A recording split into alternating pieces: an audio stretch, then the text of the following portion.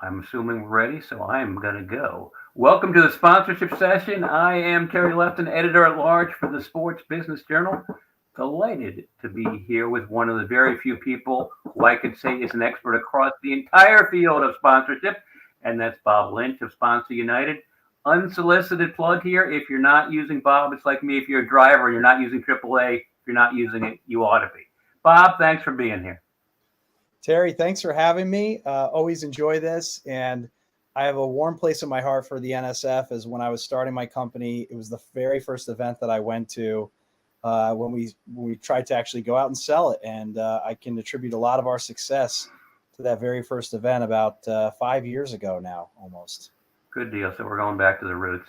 I think we could probably spend the entire session talking about crypto, but let's not. But I will start there. So, Okay. I mean, it's an interesting category in that no one really understands it, and it's changing as we speak about it. I've learned one thing: it's actually not the crypto category, although the crypto exchanges are what's spending money. It's actually the blockchain category and what's coming off of that. So I think that's probably a better way to approach it. We're seeing some pressure here. Like on one side, you see the biggest deal of, well, if not all time, the last year or so was crypto.com out in LA. And then on the other side, we see, a really big deal with the Washington Nationals. And Tara, that's I don't know. I think that one may go by the wayside because their digital currency is almost off the board, if not invisible. So it's a little bit of that. But here's how I feel about blockchain generally. I don't know what it's going to be, but I know it has two things that sports has been looking for its entire existence. One is the ledger thing, where you get a piece of every subsequent sale.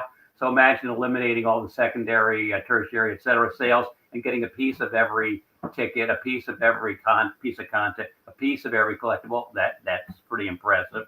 And also, supposedly, absolutely infinitely authenticatable, that whole thing that the blockchain offers. These are two great promises of the blockchain. I don't know how they will manifest itself, but the fact they are there tells me there will be something off the blockchain that is inordinately valuable to sports. Therefore, let's pay attention to it, not only because of the money, which is a lot right now, but because of those things. Bob, what are your top line on crypto right now, and what are people searching for? What are your clients telling you about? Yeah, what an interesting day to be talking about crypto and the blockchain. And if you're a student of history, you can look back at the Web 1.0 sort of ups and downs, and in many ways there was a huge rush, a gold rush when I was in advertising and media advertising that came about at that time, and very many lucrative deals took place, and then there was a sort of a reset, and but ultimately it still is a part of our day-to-day lives, and in many ways blockchain and crypto. It is always going to be something that is going to be integrated into the world. What's really interesting is how it's integrating into sports and entertainment industries right now, but really in the future. So these aren't just ad categories that are going to use sports. They're going to be authentically connected all the way down to the fan in ways that I think none of us are going to be able to envision. But there's going to be hiccups as that happens, and there's going to be winners and losers in this space.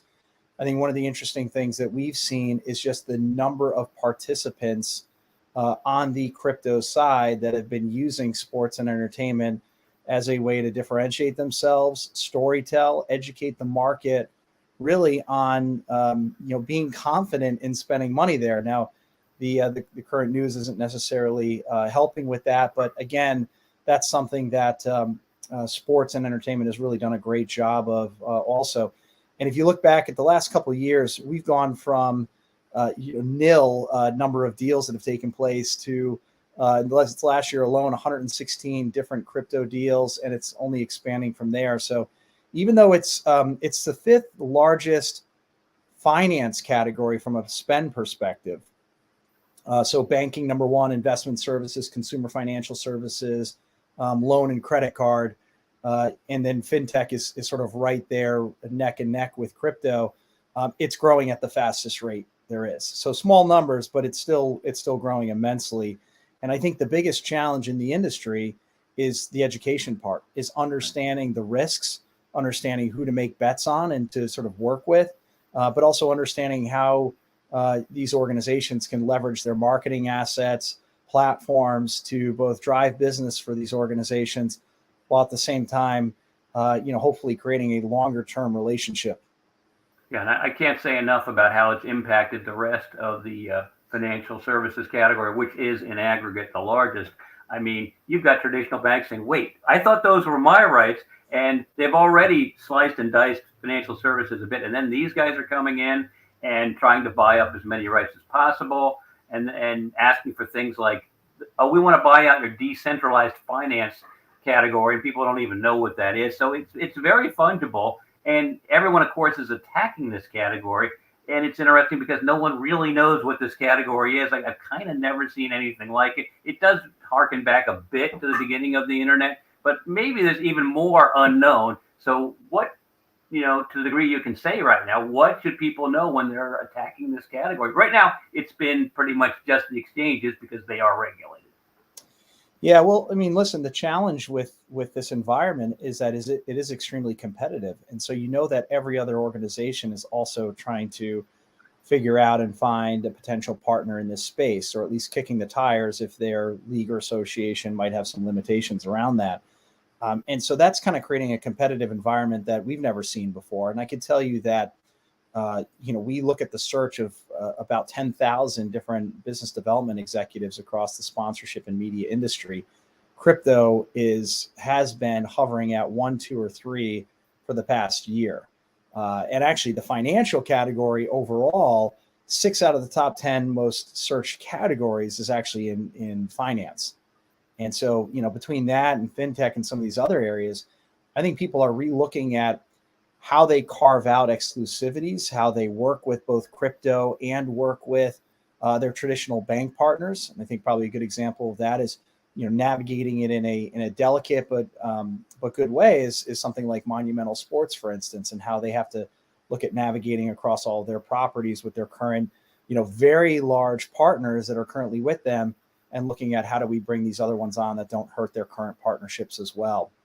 Right. So that's yeah. Go ahead. Well, I'll tell you one league that has definitely capitalized on it as a first mover, and they're definitely known as first movers in many spaces, is the NBA.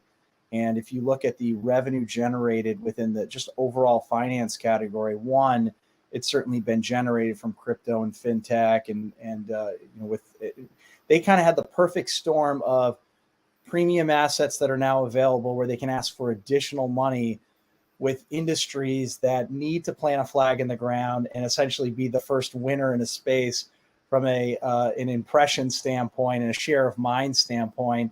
And they were sort of set up to be able to do that.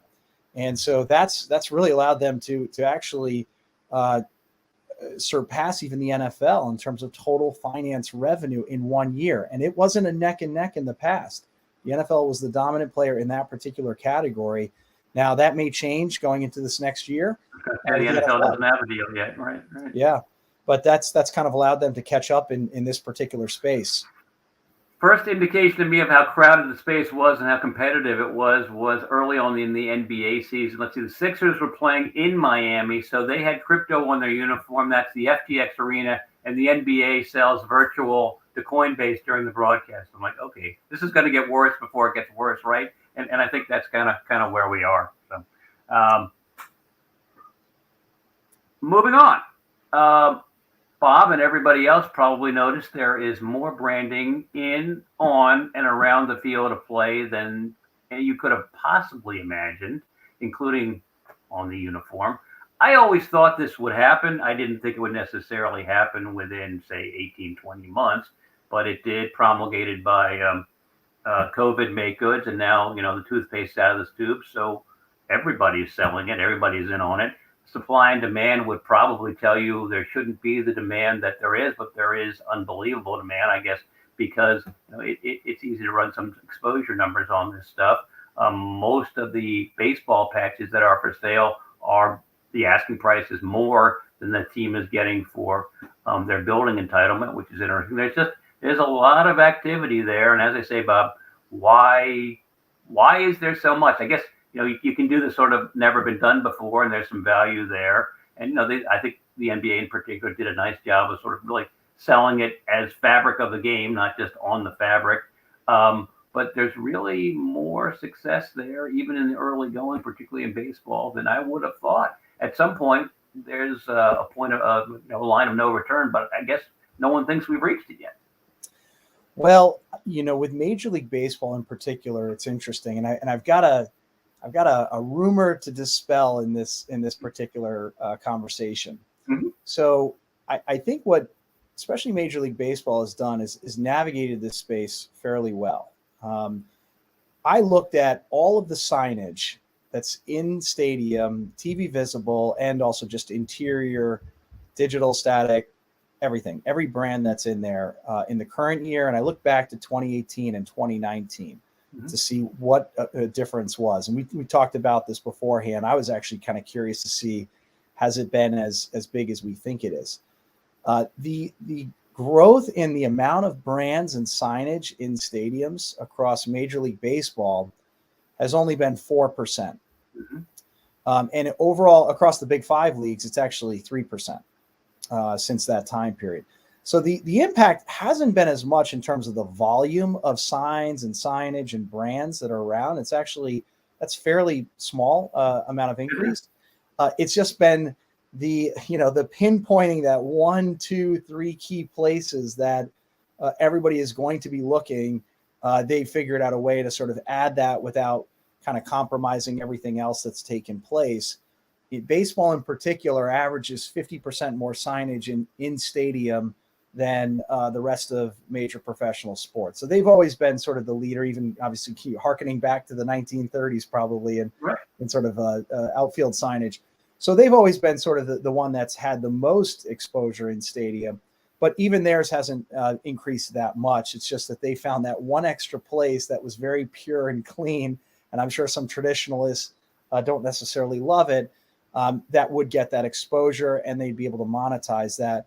And I think where teams and leagues are getting much smarter is in the services that they're using to try to assess the impression impact of adding a new sign. There's a lot of wonderful agencies and services out there that are doing that math and analyzing broadcast to sort of figure out where and how they can add these things. You're also seeing it with new stadium development in terms of where corner gate signage is in the stadium. And that helps to kind of dictate some of the design that's taking place. So I think they're just being smarter with making sure those same brands are getting the exposure while also looking at maybe a couple premium areas that, yes, they were pure and now they're finally actually opening that up to advertisers. Right. I'm thinking behind the plate in MLB is more of an increase than 3 or 4%, but that's just my own observation. I remember the exposure amount is definitely more than 4% because it's literally just sitting there. The amount of brands and the amount of signs has only increased. No, I remember because I posted it, and I think I even put it in the magazine, but there was a Red Sox-Yankees Sunday game on NESN, and I took a photo. It was 12 brands behind the plate, plus the NESN scorebug had a little logo non-NESN in it. At some point, guys, you got to reach the line. Well, Terry, remember, I said that's the average. I didn't say that there are certain teams that are more aggressive than others with that. I know. So, I mean, the question we may be begging here, Bob, is when does the NFL join the party in terms of messaging on the field? They do have messages on there now. They're just kind of carved out for social justice now. They have been telling me for quite a while, we're only doing endemic stuff. We're not going to put Pepsi on the headphones or whatever. But I'm thinking at some point they may have to do it. And actually surprised, I think this electronically, the goalpost for the NFL would be a good cash register ring. And I think it could be done, pretty elegantly. But I don't know. When do you think they join the party? Generally, they wait to see what the market does and come last. But what do you think? Well, I don't think we're going to be sitting here 5 years, 10 years from now and seeing the exact same signage that's taking place with the NFL. I don't think we see a complete shift in what they do, where it looks completely different. And I think during COVID, it was an interesting test for them to sort of see what value seat cover signage brings as just sort of a beta of some exposure that could take place within the stadium. I haven't personally heard much about that taking place in the near term.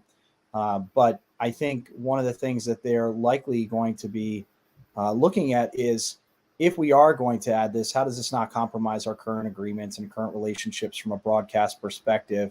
And does it add enough value for us to change the way we've set this up?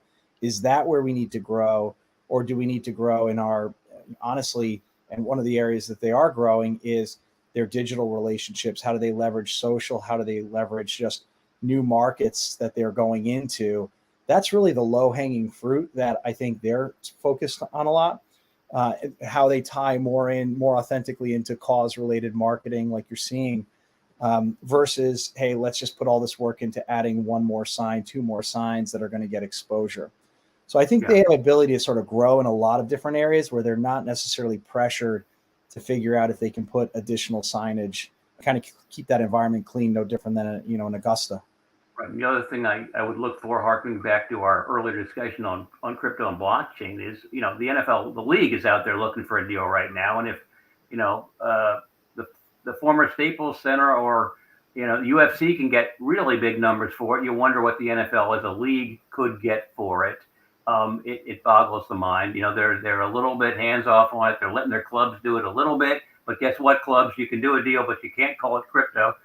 So they're a little bit, they know that it's a little dicey in the category, and we've talked about what's going on. But that's one of the other big deals I would look to go down probably sometime this summer before. I think they have a healthy, I'll call it a healthy friction between the teams and the league with some of these things. And I think, some might disagree and say it's a little more challenging. Some might say it's a little bit easier. But I do think that dynamic allows for innovation, allows for challenging how they do things. And that sort of gets driven by the teams challenging the league with some of these things. And I do think they have a good relationship in that regard. And you've seen that in the spirits category in the last decade. Is probably a good example of that, where there's a gradual increase in that. Well, we'll see what happens there. That will be interesting. Maybe we'll have a crypto blockchain brand sponsoring the halftime show eventually. Okay, not necessarily. Well, I wouldn't necessarily. Well, emerging, somewhat new, coming to the forefront categories. Bob, what are people searching? What are they telling you? What are they looking for?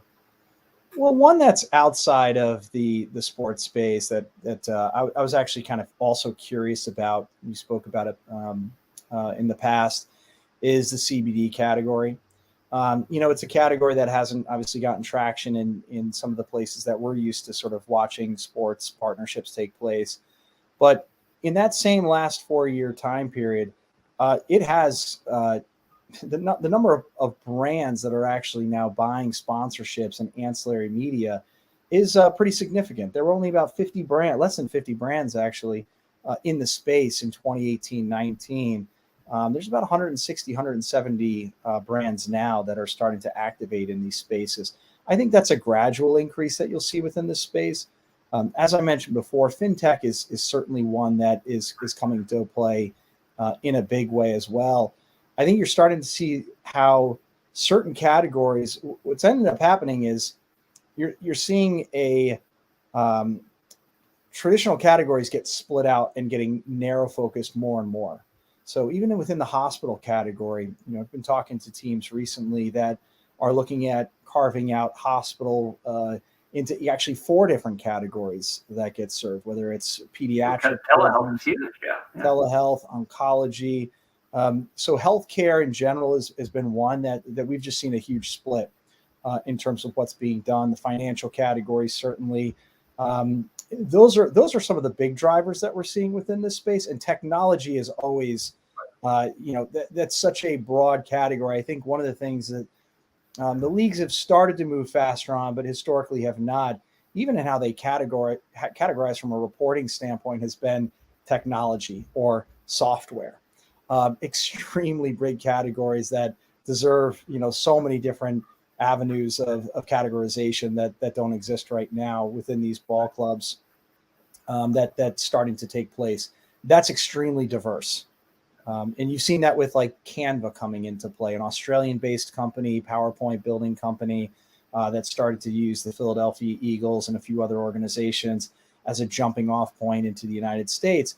And really interesting how they tell that story of integrating their services into the Eagles brand partners, and how they present, and bringing value back to local businesses that can utilize those services, as well as tapping into obviously the brand play that's around that. And so it's really, if you want to see the future of categories, just look at where venture capital funding is taking place right now, because that's really what we're seeing now in sports is more and more they are utilizing sports and entertainment as a way to plant that flag, gain share of audience, quickly move into markets, and authentically storytell both through content and through integration, product integration, service integration into the physical stadiums or into the technologies that are being utilized. Right, and I think the impact of VCs can't be overstated when it comes to everything from ownership to something as simple as a lot of search companies are now, a piece of them are owned partly or entirely by a VC, and that speeds everything up. It usually hikes salaries, but it just a VC turnaround is a lot quicker than a traditional team ownership turnaround. I want to go back to what we were talking about CBDs, because I think the top properties I know that have allowed sponsorships in terms of CBDs. You had a few cars in the Indy 500 last year. You probably have some more this year. Got a few golfers here and there. You've got UFC doing a pretty big deal. Any idea how close we are on a big property? I think they're all taking the meetings, but I think they're a little bit hands off per se. We don't see the demand for business development in CBD. So I'm going to preface it by saying that it's about the 40th most searched category on average. And so, once you get outside the top 10, top 20, it becomes pretty small. So it's not something we're seeing the demand from right now. Normally that's a great indicator that partnerships are about to happen. But that's not the case in this particular situation. It's really interesting in CBD because outside of sports and media, one of the places they buy the most from, and we track against it, is out of home. So they're sort of set up from a branding play just to get that exposure to the local markets. And if you go into any city and drive around long enough, you're going to see CBD signage. It's pretty difficult not to walk down the street and see a sign or see it in a store or see it in a store window. And I mean, last I looked, Amazon had 17 pages of CBDs, and 5 of them were doggy CBD products. So it's pretty mainstream outside of sports. We've always found that one of the feeder systems into major professional sports from a partnership perspective is music festivals, actually, because they have it's an excellent place at a low entry point to activate and really kind of be creative in what you can do. And probably the best example of this that I can think of is Zenny, who was extremely active at the Governor's Ball here in New York City, going back 4 or 5 years, on-site activations and whatnot. That deal was discovered at the Governor's Ball, which then ultimately became the Chicago Bulls jersey patch partnership because of that. But that's really a great indicator. And within the CBD category, outside of out of home signage, it's music festivals, which clearly there's an audience that alignment to that versus health and fitness and families maybe so much that aligns very nicely with it. And they're extremely active there. So there's certainly an interest. I think you're going to probably see that driven first from retired athletes that are using their social platforms, other athletes and people around sports that can endorse that where there's not really a conflict of interest. And we're starting to see that as well. Right. It's a question which property will be first. My guess is that it'll be NASCAR just because they were first with spirits. It's a little easier. But we'll see. And then I think it'll just be everyone's waiting for somebody else to do it. I think the other way to think about it, and I'm interested to see if this comes to fruition, is there are also a lot of these organizations that do things with like Spartan Race, for instance. And so, and if you look at some of the brands, Game Day CBD, they're actually trying to align with that sort of health and fitness and recovery, injury. So there is an authentic story to tell around it. If there's obviously the restrictions are sort of removed to create those opportunities. Absolutely. Other categories I'm thinking of, cashless payments been big lately. Healthcare wellness, you talked about that as an umbrella category. Telehealth has emerged because of COVID. Any others that jump right out at you in terms of what people are asking your your service for? It's interesting because payments is, in a lot of these different categories we're seeing emerging, they're extremely competitive. And I think we've seen that with, a company like Fast that was utilizing sponsorships, scaling very quickly into the space, integrating their services, because it is a bit of a land grab to compete in that space. And obviously, they went away pretty quickly with the amount of money that's being sort of burned to get that ownership. So that's been really interesting to see. But technologies that serve Web3 data companies in a big way, again, are starting to become a big driver in the sponsorship space as well, that we're starting to look at. Okay. Turning on the other side, let's look at properties for a second. If I was going to ask you about properties on the rise based on what people are asking you about, I think, probably F1. I think rugby. Anything else? Well, certainly F1, I think, is probably the darling of the ball in this space right now, and certainly Miami is really helping provide even additional exposure to that. We're seeing women's sports. There's a huge driver of relevance now, not only of interest because from a support standpoint, but really starting to get more of their due, more of their exposure being driven that way. And we're seeing that with the success of some of the NWSL teams that are taking place right now in that space. And then athletes, quite honestly, female athletes, especially athletes as a platform is one of the ones that we all talk about, obviously with NIL, but I think people aren't realizing how big of an opportunity exists within that space when you look at the collective audience that they control and that they can speak to, and sort of the passion their followers have for them, and the freedom to do a lot of different things that traditional leagues and teams are restricted in being able to do. But when you actually take it a step further and look at female athletes and female music artists have some of the highest engagement rates of their followers when it comes to social branded posts.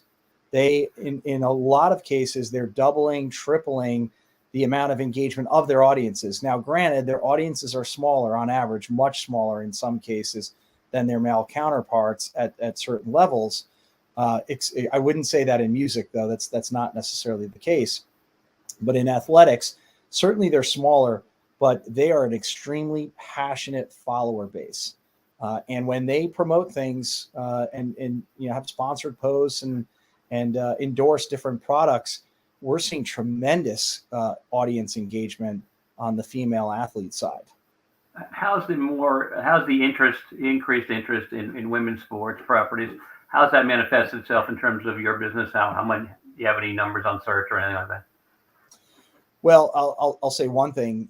They're now having the means to invest in different technologies that can help support their business development efforts. We've certainly been a beneficiary of that as subscribers and people that are investing in these things.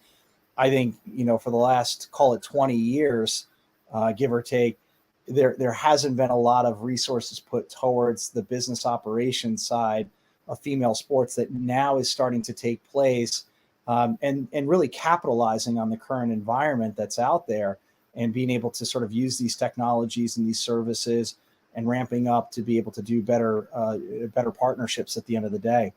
So that's probably the biggest thing that we've noticed within the space.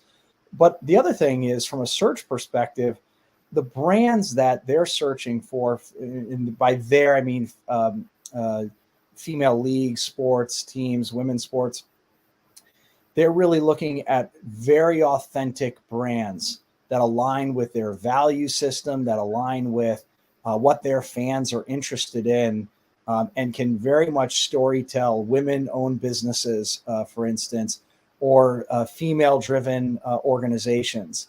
That they're really looking at that from an authenticity standpoint first, and then how does that fit within our partnerships versus maybe this is where the biggest brands are spending. Now let's figure out how we authentically tie in to our organization. So it's a little bit of a reverse strategy that is doing really well for them, quite honestly. Auto has always been, one of the biggest categories, and they have this somewhat unique problem now. They can't get any product to sell. So I still see some media, but has their sponsorship fallen off as a result of that? I'm wondering about that. We haven't seen any significant drop off in the automotive space in sponsorship. We've seen more participation actually at the tier 3, the dealerships actually spending more. The messaging certainly has changed. I never thought in my lifetime I would see messaging around, they want to buy cars from you versus they want to sell you cars. So that's certainly been pretty eye opening. But I think it's also we're seeing a lot of teams try to figure out the EV space and figure out how they also potentially carve that out. And the challenge is that it's not its own separate category in a lot of cases because the manufacturers are starting to generate their own EV companies, or EV products. And so what the challenge is can you carve out those exclusivities? Right, you make it a separate category. Exactly. That's a big one to see. And right now you saw 7, 8, 9 EV commercials in the Super Bowl, but on the dealer level, not so much because their top 6 vehicles being sold are probably still gas-powered trucks and SUVs, and so they're not. I don't think that's coming for a little while, but it's an interesting one to watch, and I do expect a big wave of e-car marketing, maybe 18, 24 months out. Look, they're still getting. If you look at, I can't remember the name of the. Rivian, they're also, having some challenges in and of itself with their stock. And so, certainly that can depress opportunities and their aggressiveness in spending. And if you look at, let's say a Tesla, which has such a strong brand in and of itself, the product almost sells itself. It becomes the question of how they can potentially use sports marketing, not how much they should be utilizing that for. Right. Try to make sense out of that market. Toyota is the biggest brand in the world. Yet Tesla has a bigger market cap. I can't figure it out. My mission, Bob, for the last 2 years plus 3 or 4 months has been, okay, here's what it was before the pandemic. Here's what it is after, assuming we're after, which I don't know. But what's your thought on that? Thoughts? In terms of the automotive space, Terry? No, the whole industry. What's different before and after? Well, I think one of the things that came out of this that's been good for the industry is it was a wake up call to be nimble, move fast. You have to take some chances. You have to sort of get outside the confines of the traditional ways in which sports marketing was done to actually compete to survive. And teams that have come out of that, you're starting to see so much more tie into content to cause marketing than we've ever seen before. That was sort of the nice to haves, the tertiary parts of the business. They're now becoming really the biggest drivers of the business is authentic partnerships. And I think, we're seeing this across society in general, authenticity being a big part of that. And sports really has a unique position to be able to actually develop sort of end-to-end authentic partnerships, from integration of services all the way out to what's being done in the community and everything in between, that media companies have not had the ability to necessarily do and storytell in those ways.